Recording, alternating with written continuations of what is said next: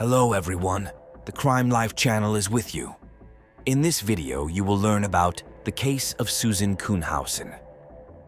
This day, September 6, 2006, was supposed to be unremarkable for Susan Kuhnhausen, but not only did she remember it for the rest of her life, but also made her a local celebrity.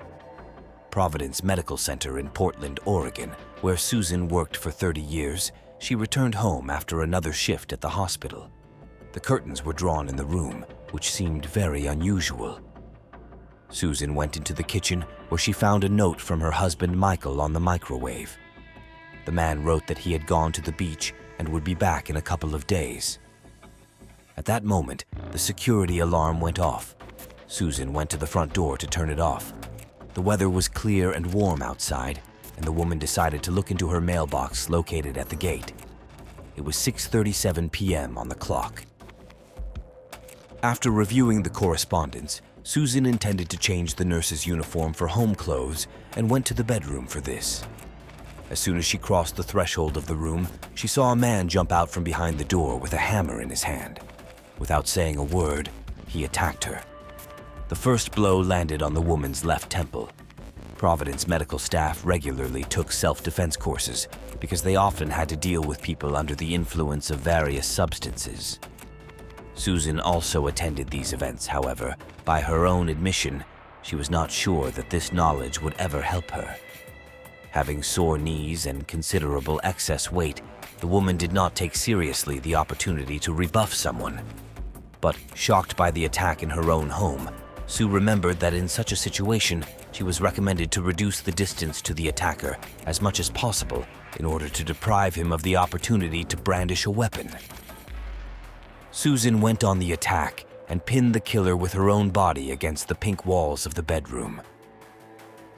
"Wow, you're strong." That would be the only thing the woman heard that evening from the man who wanted to kill her. The hammer used in the attack Kuhnhausen was able not only to pin the attacker against the wall, but also to grab the hammer from him. The woman managed to hit him several times on the head, demanding that he tell her why he came to her house. The killer managed to snatch the weapon from her hands. Then Susan grabbed him by the throat with all her might. "Who sent you here?" she persisted. The attacker began to choke. His face turned purple. Susan was afraid of the consequences and tried to escape. He caught up with her in the hallway and knocked her to the floor. "He was standing over me with a hammer," Kuhnhausen later said. "I looked at him and thought I was going to die today." But in those split seconds, the woman made a decision that eventually saved her. Susan decided to bite the attacker so that the police could link the killer to her death by the traces of teeth.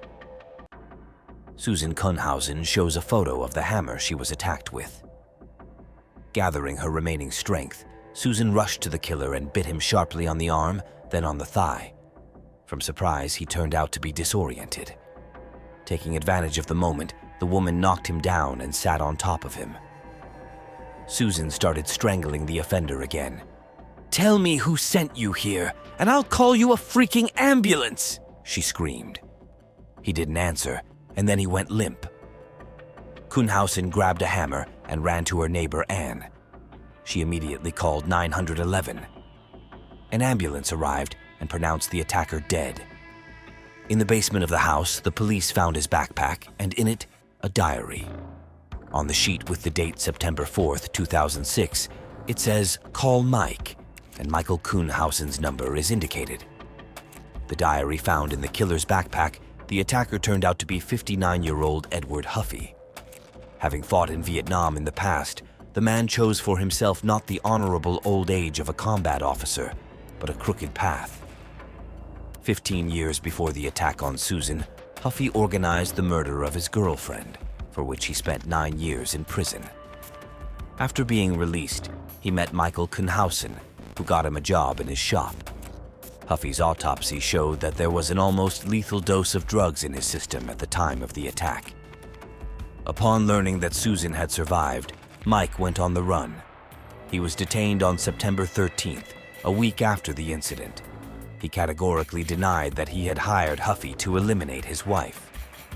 But the police already had a witness who said that Kuhnhausen had promised him $5,000 if he would help Huffey in the attack. he refused. Mike promised the killer $50,000 himself.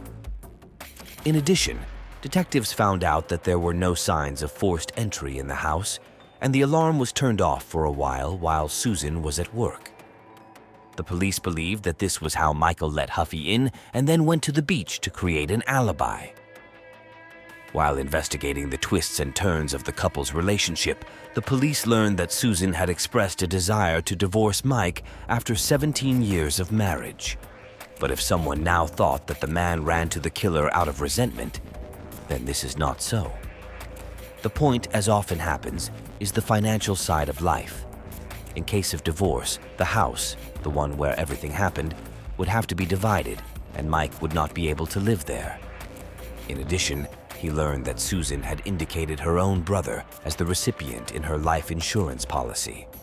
So it turns out that Kuhnhausen hoped to save the house and take revenge on his quick-witted wife with the help of Huffy.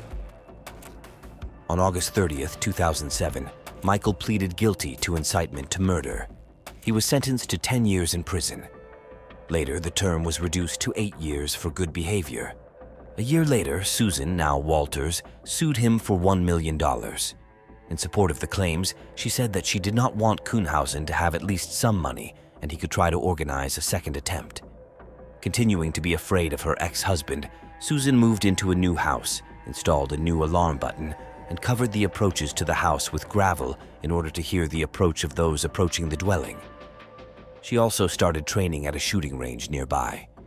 On September 14, 2014, Michael Kuhnhausen was supposed to be released from prison, but fate took pity on the heroic woman and gave her the opportunity to continue her life without fear and apprehension.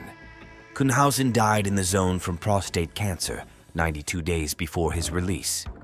Susan, 10 years after the assassination attempt, Susan, having recovered from her experience, began social activities. She gave many interviews where she told her story and tried to convey to people that it is necessary to fight in any situation. The police often invite a woman to give lectures on protection during attacks.